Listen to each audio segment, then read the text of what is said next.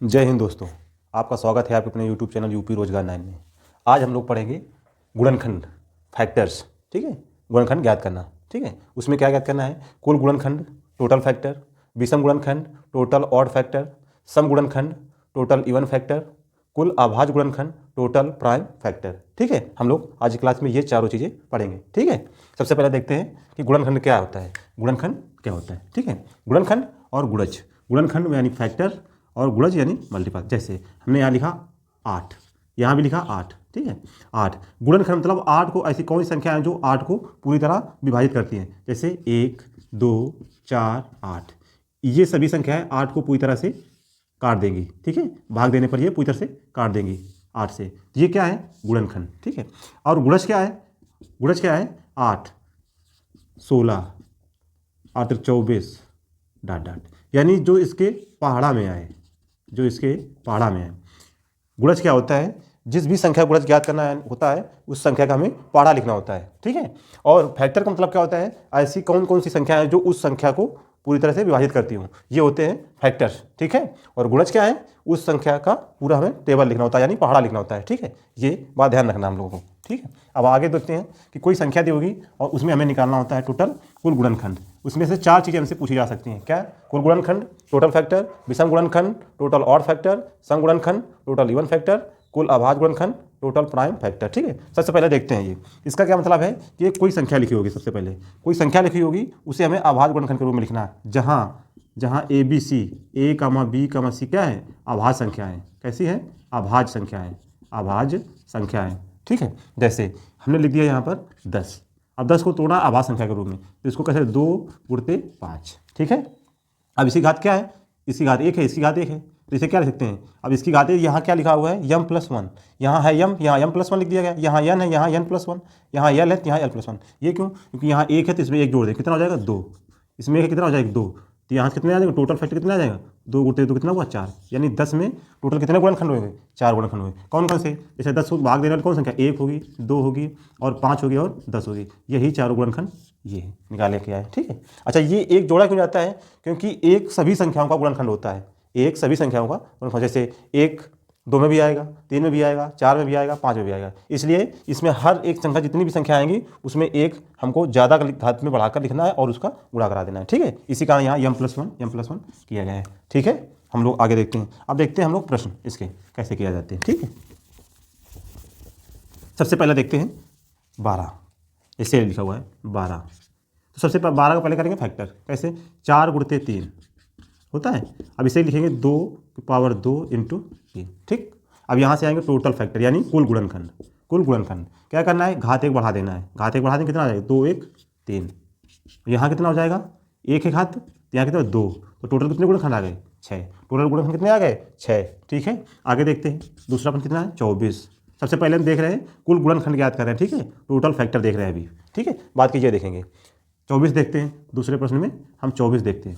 24 को क्या लिख सकते हैं? 8 गुणते 3। 8 को क्या लिख सकते हैं? 2 की पावर 3 गुणते 3। ठीक है, अब इसमें निकालना हमें, तो क्या करना था हमें? टोटल फैक्टर निकालने के लिए घात में 1 बढ़ाना है। 3 है तो यहाँ कितना हो जाएगा? 4।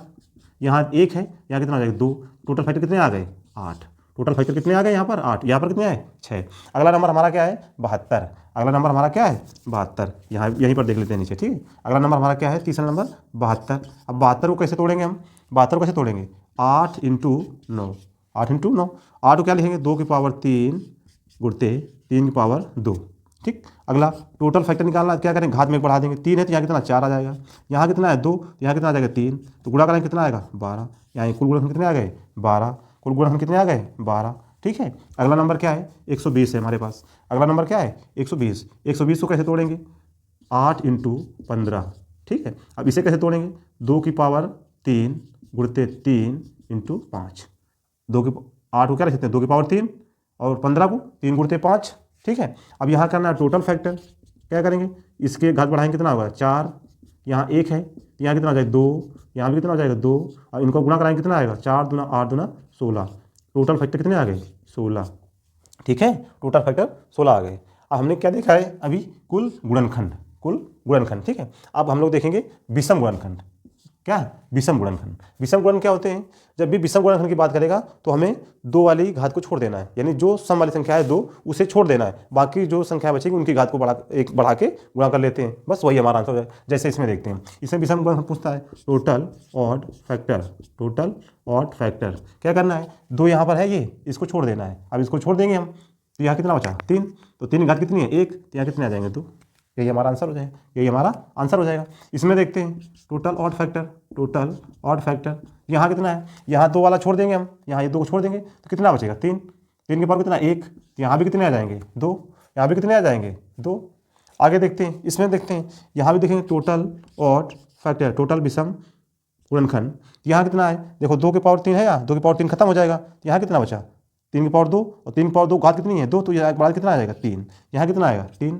इसमें देखते हैं हम लोग, इसमें देखते हैं तो यहाँ 2 की पावर कितना है 3, 2 की पावर 3 खत्म कर देते हैं, टोटल ऑड फैक्टर इसमें खत्म कर देते हैं, यहाँ कितना 3, 3 की पावर 1 है तो यहाँ 2 हो जाएगा, 5 की पावर 1 है तो कितना हो जाएगा 2 हो जाएगा, गुणा कराएंगे कितना आएगा 2 दूना 4, 2 दूना 4। तो ये क्या है, विषम गुणनखंड। विषम गुणनखंड में हमें क्या करना है, 2 की घात को छोड़ देना है, बाकी सारी प्रक्रिया जो पहले में किया है वही हमें करना है, ठीक है। तो अब देखते हैं विषम गुणनखंड हो गया। अगला नंबर देखते हैं सम, सम गुणनखंड ज्ञात करना।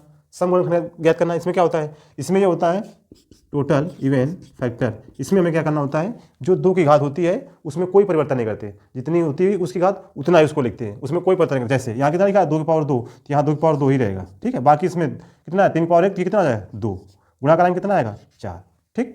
अगला प्रश्न देखते हैं, यहाँ कितना है टोटल इवन फैक्टर का निकालना है, इसमें टोटल इवन फैक्टर। यहाँ देखते हैं 2 के पावर कितना है 3, यहाँ 3 ही लिखा रहेगा, यहाँ कितनी घात है 1, तो यहाँ कितना है 2, गुणा करो कितना आ जाएगा 6, ठीक है, गुणा कराएंगे कितना आएगा 6। इसमें देखते हैं total even factor, total even factor यानी कुल सम गुणनखंड, ठीक है, कुल सम गुणनखंड। तो यहाँ 2 की घात कितना है 3, तो 3 ही रहेगा। यहाँ कितना है 3 की पावर 2, इसमें कोई परिवर्तन नहीं, इसमें बढ़ा दें कितना आएगा 3, 3 3 कितना आएगा 9, ठीक है, 3 3 का 9। इसमें भी देख लेते हैं total even factor, total even factor, तो 2 की पावर 3 है तो 3 का 3 ही रहेगा। इसमें कितना आएगा 2, इसमें कितना आएगा 2, गुणा कराएंगे कितना आएगा 3 दूना 6, 6 दूना 12, ठीक है, इसका आंसर ये आ गया 12। अगला नंबर हम लोग देखते हैं, अगला क्या है, ये सम गुणनखंड है। सम गुणनखंड में क्या हुआ कि हमको 2 की घात में कोई परिवर्तन नहीं करना है, जितनी घात है उसका मान उतना ही लिख देंगे, बाकी जो शेष आवाज संख्या बची उनकी घात बढ़ा करके बस गुणा करा देना है, यही हमारा आंसर हो जाएगा। लास्ट में क्या आता है, कुल आभाज्य गुणनखंड, कुल आभाज्य गुणनखंड, ठीक है। कुल आभाज्य गुणनखंड में क्या होता है, इसमें देखते हैं total prime factor, total prime factor. इसमें क्या होता है, जो नंबर यहाँ जिसमें तोड़ा गया संख्या को उसकी जितनी घात है बस उसी को जोड़ देना है। जैसे इसकी घात कितनी है 2 प्लस इसकी घात कितनी है 1, तो इसका आंसर कितना आएगा 3, इसका आंसर कितना आया 3। अगला नंबर देखते हैं टोटल प्राइम फैक्टर, इसकी अधिकतम घात कितनी 2 की 3 प्लस इसकी घात कितनी 1, कितना आएगा 4, इसका उत्तर कितना आया 4। अगला नंबर देखते हैं, अगला यहाँ हम देखते हैं इसका टोटल प्राइम फैक्टर, इसकी अधिकतम घात कितनी देखिए 2 की घात कितनी है 3, तो 3 ही रहेगा, और यहाँ कितना है 2 जोड़ दिया कितना आया 5, इसका आंसर कितना आया 5। अगला नंबर देखते हैं हम लोग, इसमें देखते हैं इसका भी आंसर हम यहाँ बगल में कर लेते हैं, ठीक है। टोटल प्राइम फैक्टर, अधिकतम घात कितनी है 3, अधिकतम घात कितनी है 1, इधर कितनी है 1, इनको जोड़ देंगे कितना आएगा 5, इसका आंसर कितना आया 5, ठीक है। एक बार हम लोग फिर से देख लेते हैं क्या क्या हम लोगों ने सीखा है। सबसे पहले कुल गुणनखंड निकालना है, तो कुल गुणनखंड ज्ञात करने के लिए क्या करना पड़ता है, पहले संख्या को तोड़ा जाता है, ठीक है, उसको तोड़ दिया, तोड़ने के बाद हमें देखना है कि जो भी घात आएगी संख्या मान निकालना है, तो उसकी एक घात बढ़ा के हमको गुणा कर देना। जैसे 2 की पावर 2 आया तो यहाँ 3 लिख दिया, 1 आया तो यहाँ 2 गुणा करा, ये कुल गुणनखंड आ गए, ठीक है, कुल गुणनखंड आ गए। फिर क्या था विषम, जब विषम वाला हमें ज्ञात करना है तो 2 वाले को छोड़ देना है, 2 वाला छोड़ देना है, बाकी जितनी घात है उसकी उसका एक बढ़ा के लिख देना है तो 2 हो जाएगा, ठीक है। फिर हमें क्या करना है, सम गुणनखंड ज्ञात करना है। सम गुणनखंड में क्या करना है कि सम गुणनखंड ज्ञात करने में हमको 2 की घात में कोई परिवर्तन नहीं करना, जितनी उतनी लिखना है। इसकी घात कितनी है 2, तो यहाँ हमने 2 ही लिखा, बाकी इसकी घात बढ़ा लिया, 2 गुणते 2 कितना 4, तो इसके 4 आ गया। फिर क्या निकालना है, कुल आभाज्य गुणनखंड। आभाज्य गुणनखंड में क्या करना है कि जो जितनी घात लिखी है, जो जो नंबर आए हैं उनकी घातों को हमें जोड़ देना है। यहाँ कितना आया 2, यहाँ कितना आया 1, इनको जोड़ दिया कितना आया 3, यही हमारा आंसर आ गया, ठीक है। अच्छा एक चीज़ देख ली, टोटल गुणनखंड कितने हैं यहाँ पर 6, तो यहाँ टोटल ये कौन से ऑड फैक्टर है विषम वाले, और यहाँ कौन सम, तो इन दोनों को जोड़ने से कितने 6 आने चाहिए, ये देखो 6 आ रहे हैं, यही हमारा आंसर, ठीक है। इधर देखिए टोटल कितने 8 हैं, विषम कितने आए 2, सम कितने आए 6, 6 2 कितने होते हैं 8, बिल्कुल सही है। इधर आ जाओ, टोटल कितने आए यहाँ 12, तो यहाँ विषम कितने आए 3, सम कितने आए 9, इन दोनों को जोड़ो कितना आएगा 12, बिल्कुल सही है। इधर आ जाओ, इसमें टोटल कितने आए 16, इसमें विषम कितने आए 4, इसमें सम कितने आए 12, अगर जोड़ेंगे कितना आएगा 16, बिल्कुल सही है। अब हम दूसरे प्रश्न देखते हैं, कुछ थोड़े बड़े से नंबर लेते हैं, ठीक है। आगे चलते हैं इसे साफ करके। अगला नंबर हम लोग लेते हैं, अगला नंबर है हमारा 2160। ठीक है, अगला नंबर हम लेते हैं 2160 में ये चारों निकालेंगे। ठीक है, 2160 में 2160। ठीक है, सबसे पहले निकालेंगे हम टोटल। ठीक है, टोटल फैक्टर, कुल गुणनखंड। ठीक है, तो सबसे पहले इसको ब्रेक करेंगे। कैसे? ये लिखा है 216। अब 216 को क्या लिख सकते हैं हम? 6 की पावर 3 गुणते 10 को क्या लिख सकते हैं? 2 गुणते 5। यही लिखा। 6 का घन कितना होता है? 216, और 216 में 10 गुणा कराएंगे तो यही नंबर मिल जाएगा। ठीक है, अब इसको क्या लिख सकते हैं? 6 को लिख सकते हैं 2 गुणते 3, और इसकी भी घात लिखी कितनी? 3। तो ये इसके ऊपर आएगा, इसकी पावर, इसकी दोनों पावर, तो ये लिख जाएगा 2 की पावर 3, और 1 2 ये लिखा है तो कितना आएगा? 2 की पावर 4। फिर ये 3 है तो 3 की पावर 3 इंटू 5। ये इसको ब्रेक कर लिया हमने। अब टोटल फैक्टर निकालने क्या करना है? घात एक एक बढ़ाना है। तो यहाँ 4 है तो यहाँ कितना आएगा? 5। यहाँ 3 है तो कितना आएगा? 4। यहाँ 1 है तो कितना आएगा? 2। अगर इनका गुणा कराएंगे कितना आएगा? 5 चौको 20 और 20 दूना 40, यानी कुल गुणनखंडों की संख्या कितनी आई? 40। ठीक है, अब हमें देखना है विषम गुणनखंड। क्या देखना है? विषम, total odd factor, total odd factor. ठीक है, विषम गुणनखंड में क्या है? क्या बताया था? सम वाली घात को छोड़ देना है। सम कितना है? ये 2 पावर 4, इसको भूल जाओ। यहाँ कितना होगा? 3, 1 बढ़ा दो 4 हो जाएगा। यहाँ 1 है, यहाँ कितना आ जाएगा? 2, तो 4 दूना 8। यहाँ इसका आंसर कितना आया? 8। कितना आया? 8। टोटल विषम गुणनखंड कितने आए? 8। ठीक है, अगला नंबर देखते हैं, total even factor. Total even factor, इसमें क्या है? इवन फैक्टर में 4 की घात में कोई परिवर्तन नहीं करते, तो सम की घात 2 की घात में कोई परिवर्तन नहीं करते। 2 कितना है? 2 की घात 4, तो 4 4 लिख देंगे। ठीक है, इसी घात 3 तो कितना? 4 लिखेंगे। फिर इसी घात 1 तो यहाँ कितना? 2। बाकी गुणा कराएंगे, 4 चौको 16, 16 दूना 32। इसका आंसर कितना आया? 32। अब देख लेते हैं, यहाँ विषम है, यहाँ सम है, इनको जोड़ दो, कितना आएगा? 40। यही हमारा आंसर है। अभी बचा एक लास्ट वाला, कुल अभाज्य गुणनखंड, total prime factor. Total prime factor में क्या करना होता है? सभी घातों को जोड़ देते हैं। 4 + 3 + 1 कितना हो जाएगा? 8। कितना आया इसका आंसर? 8। ठीक है, आगे हम लोग देखते हैं, 1 2 नंबर और देखते हैं। अगला नंबर हम लोग लेते हैं, अगला नंबर हमारा है 10,500। अगला नंबर हमारा है 10,500। अब इसे हमें ब्रेक करना है। ठीक है, सबसे पहले इसे तोड़ना है। कैसे? ये क्या लिखा है? 15 × 7, 15 7 105, और ये लिखा है 100। ठीक है, 100 क्या लिख सकते हैं? 5 की पावर 2 × 2 की पावर 4, 2 की पावर 2। ठीक है, 2 दूना 4, 5 25 चौको 100, और 15 7 105, 105 में 100 गुणा कराएंगे यही आएगा। ठीक है, अब इसको एक बार और तोड़ते हैं। 3 × 5 × 7, 5 की पावर 2 और 2 की पावर 2। अब सारे नंबर लिख लेते हैं एक साथ।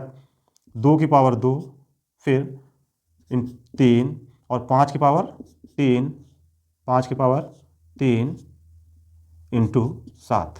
ठीक है, अब इसमें निकालते हैं हम टोटल। देख लेते हैं एक बार फिर से। 15 7 105, 55 25 चौको 100। ठीक है, सही है। इधर आया 3, 5 कितने? 2 ये 1 ये 3, 3 कितने आ जाएंगे? 3 आ जाएंगे तुम्हारे 5। 3 हमारा एक ही है, 5 आएगा 3 बार। सही है। अब देखते हैं टोटल फैक्टर। तो यहाँ कितना आएगा? 3, यहाँ कितना आएगा? 2, यहाँ कितना आएगा? 4, इधर कितना आएगा? 2। गुणा करा दो। 3 दूना 6, 6 चौको 24, 24 दूना 48। टोटल फैक्टर कितने आए? 48। ठीक है, अगला नंबर इसमें देखते हैं हम, क्या था हमारा? विषम, total odd factor. Total odd factor यानी कुल विषम गुणनखंड। तो सम वाला हमें नहीं लेना है। सम वाला कौन सा है हमारा नंबर? सम वाला ये छोड़ देना है, इसको बड़ा कर दे। 2, फिर 4, फिर 2, 2 चौको 8, 8 दूना 16 आ जाएगा। फिर टोटल इवन फैक्टर यानी कुल सम गुणनखंड। कुल सम गुणनखंड, इसमें क्या है? 2 की घात में कोई परिवर्तन नहीं, तो 2 की घात 2 है, 2 ही लिखना है। फिर 3 की घात 1 है, तो यहाँ 2 लिख लेंगे। यहाँ 5 की पावर 3 है, तो यहाँ 4 हो जाएगा। यहाँ 1 है, 2 हो जाएगा। इसका गुणा कराओ। 2 दूना 4 चौको 16 दूना 32। ठीक है, 32 आएगा। इन दोनों को जोड़ दो, 48 आ रहा है। इसका मतलब सही है। आगे आया था total prime factor. Total prime factor, कुल अभाज्य गुणनखंड। ठीक है, क्या करना है? घात को जोड़ देना है। 2 + 1 + 3 + 7 जोड़ेंगे। 2 1 3 और यहाँ 1 है, 7 की घात 1 है, 1 लिखेंगे। ठीक है, तो कितना आएगा? 3 3 6 1 7। इसका आंसर कितना आया? 7। ठीक है दोस्तों, आप लोगों से देख लीजिए इस क्लास को। और आज की क्लास में बस इतने ही सवाल थे। आगे की क्लास में हम लोग देखेंगे और भी जो अच्छे अच्छे प्रश्न हैं इनसे बन सकते हैं। इस टॉपिक में पूरा टॉपिक इसका कवर करेंगे। ठीक है, आने वाली अगली क्लास में हम लोग। ठीक है, धन्यवाद दोस्तों।